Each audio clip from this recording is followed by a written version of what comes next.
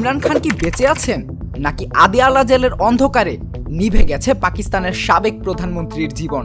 এই এক প্রশ্নে গত কয়েকদিন ধরে তোলপাড় পুরো পাকিস্তান।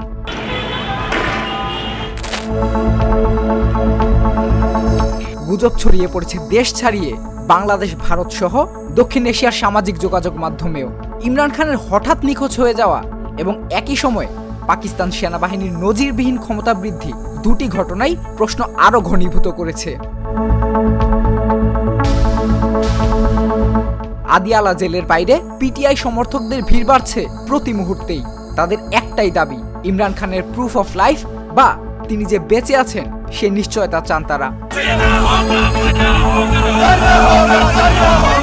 উদ্বেগের আগুনে আরো ঘি ঢেলেছে ইমরান খানের ছেলে কাশিমের সাম্প্রতিক বার্তা। তিনি জানিয়েছেন তার বাবাকে 845 দিন ধরে বন্দি করে রাখা হয়েছে, কিন্তু গত 6 সপ্তাহ ধরে ইমরান খানকে রাখা হয়েছে তথাকথিত ডেথ সেলে।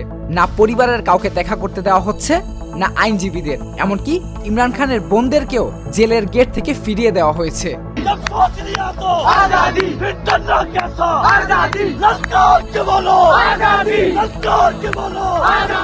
এদিকে নতুন রহস্য যোগ করেছে পাকিস্তানে ক্ষমতার পালাবদল।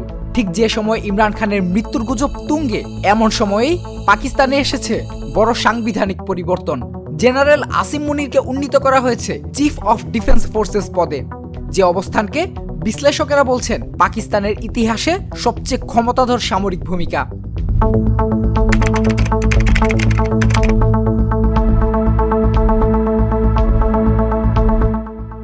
তাই স্বাভাবিকভাবেই প্রশ্ন উঠছে, ইমরান খানের হঠাৎ নিস্তব্ধতার সঙ্গে এই ক্ষমতার পুনর্বিন্যাসের কি কোনো সম্পর্ক রয়েছে?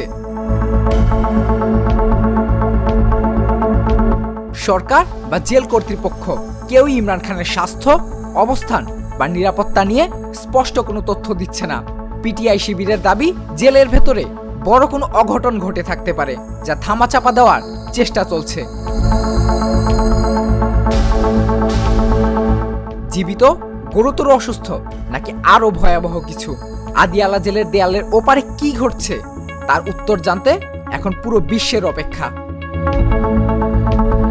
নীল দাস, জাগো নিউজ। দুধার চকলেটে একাকার হয়ে ওঠা প্রাণ লেয়ার, প্রাণ লেয়ার সম্পর্কের মিষ্টি ম্যাজিক।